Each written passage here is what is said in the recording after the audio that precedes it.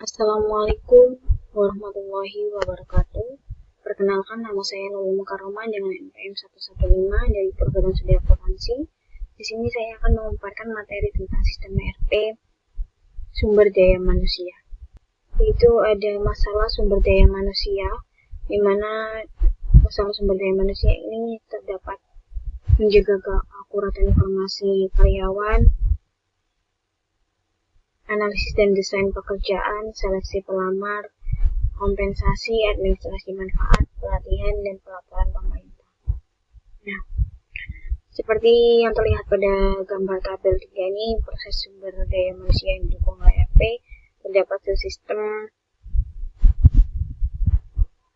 informasi karyawan yang memiliki cara kerja ERP seperti memelihara informasi personal termasuk riwayat pekerjaan, gaji, dan pilihan pensiun dan tunjangan. Lalu sistem inventaris keterampilan yang memiliki cara kerja ERP seperti menyimpan informasi tentang keterampilan khusus, pengalaman kerja. Yang ketiga ada subsistem kontrol posisi yang memiliki cara kerja ERP untuk mendefinisikan setiap posisi dalam organisasi, menyediakan kategori pekerjaan umum, deskripsi, dan spesifikasi yang dapat digunakan di seluruh organisasi. Lalu yang keempat ini ada sistem pemilihan atau penempatan aplikasi. Cara kerja ERP-nya memelihara informasi untuk perekrutan, penyaringan, mengevaluasi, dan memilih kandidat untuk pekerjaan. Lalu yang kelima ada sistem kompensasi.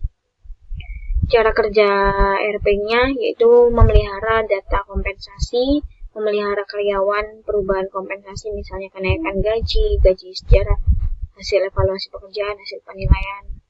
Lalu yang keenam ada sistem manajemen kinerja. Cara kerja ERP-nya untuk memelihara data penilaian kinerja dan produktivitas data. Lalu sistem yang ke-7 ada sistem pelatihan dan pengembangan. Cara kerja ERP-nya melacak informasi tentang kursus, instruktur, siswa, dan pendaftaran, mengidentifikasi defisit pelatihan, dan memungkinkan karyawan untuk memesan pelatihan yang sesuai. Lalu ada subsistem pelaporan pemerintah, di mana cara kerja ERP-nya memberikan laporan sebagai tanggapan terhadap undang-undang pemerintah, termasuk undang-undang diskriminasi usia, undang-undang pembayaran yang setara, lalu undang-undang keselamatan dan kesehatan kerja, undang-undang cuti keluarga, dan medis.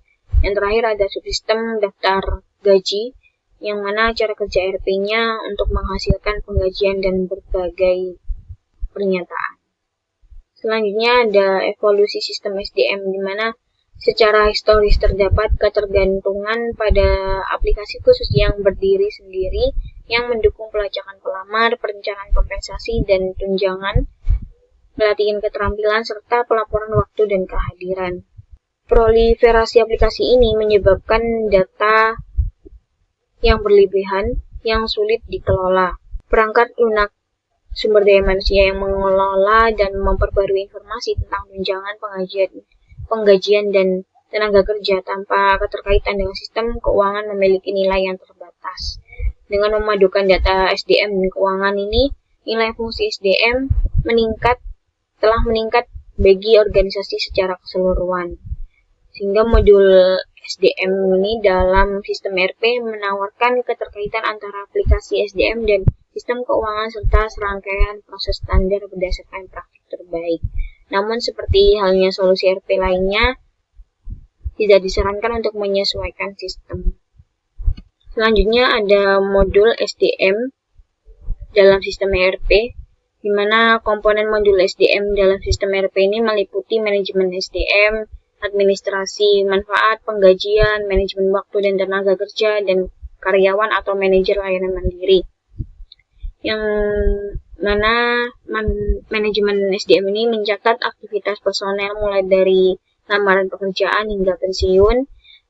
Lalu yang kedua ada administrasi manfaat yang menghubungkan data karyawan dengan data manfaat, termasuk data karyawan, data pemilihan manfaat. Sistem canggih memungkinkan karyawan untuk memilih dan memperbarui preferensi manfaat melalui web. Lalu yang ketiga ada penggajian menghasilkan gaji, laporan pajak, dan mengirimkan data akuntansi ke buku besar umum.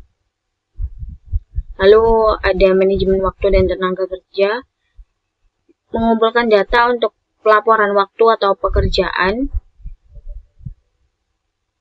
Yang terakhir ada layanan mandiri, karyawan yang menyediakan pelaporan mandiri berbasis web untuk perjalanan, penggantian biaya, perubahan data personel, pendaftaran manfaat, dan pelatihan pendaftaran kelas. Selanjutnya ini ada modul SDM. Atribut modul sumber daya manusia dalam sistem ERP ini meliputi integrasi basis data umum yang mendasari semua modul individual dan basis data relasional umum yang mendukung kemampuan pelaporan dan query ad hoc. Modul ERP ini menyediakan teknologi yang fleksibel dan dapat diskalakan, jejak audit yang menyediakan kemampuan untuk meninjau riwayat perubahan pada basis data, dan kemampuan drill down yang merupakan kemampuan untuk mencapai dokumen sumber dari langkah sebelumnya dalam proses tersebut. Pada poin keempat ini, manajemen alur kerja menggambarkan perutaian dokumen secara elektronik dalam modul SDM. Seperti modul ERP lainnya, modul SDM ini menyediakan standarisasi proses. Atribut ERP tambahan mencakup keamanan, kemudahan penggunaan fitur web, serta kemampuan manajemen dan pencitraan dokumen. Keamanan ini termasuk keamanan login dan keamanan rekaman yang membatasi akses ke layar tertentu. Kemudahan penggunaan didukung oleh menu standar dan alat pelaporan yang fleksibel. Selanjutnya ini ada modul pengendalian manajemen, di mana sistem informasi SDM ini menyediakan informasi yang memungkinkan organisasi mengelola karakteristik tenaga kerja. Tujuan dari strategi SDM yang baik adalah untuk memperoleh, menempatkan, melatih, dan mengembangkan karyawan guna memenuhi kebutuhan organisasi. Sistem informasi SDM ini mendukung kebutuhan pengambilan keputusan manajerial dengan menawarkan alat query dan pelaporan untuk analisis what if. Modul SDM yang komprehensif dalam paket ERP memelihara dan memperbarui berkas karyawan, berkas inventaris keterampilan, berkas analisis pekerjaan, berkas desain, berkas tindakan afirmatif, dan berkas kesehatan dan keselamatan kerja. Data operasional ini menyediakan dasar bagi aplikasi SDM yang mendukung efektivitas organisasi, di mana aplikasi SDM yang strategis adalah inventaris modal manusia, kontrol jabatan, hubungan tenaga kerja atau manajemen, dan intelijen bisnis. Nah, pada inventaris sumber daya manusia ini memungkinkan organisasi melacak karyawan dari lamaran hingga pensiun, termasuk informasi tentang pelacakan keterampilan, perencanaan karir, dan hubungan antara evaluasi kinerja dan tujuan organisasi.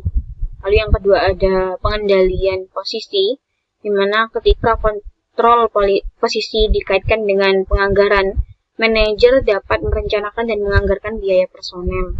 Yang ketiga ada hubungan tenaga kerja atau manajemen.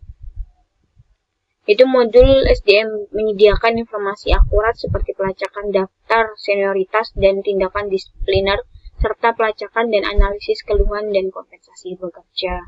Data yang menggambarkan tren ketidakhadiran karyawan, biaya untuk kerja lembur, dan tren biaya tunjangan karyawan sangat berharga dalam negosiasi perburuhan. Selanjutnya ada kecerdasan bisnis, adalah penggunaan alat analitis canggih untuk memberikan wawasan tentang tren organisasi.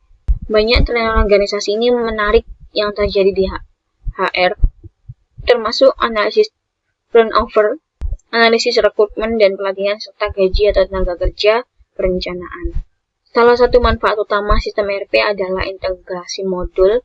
Dalam kasus SDM, subsistem penggajian, kompensasi, dan penggantian biaya diintegrasikan dengan subsistem akuntansi keuangan. Hal ini menghemat duplikasi upaya yang tidak perlu dan menyediakan basis biaya untuk membuat keputusan sumber daya manusia.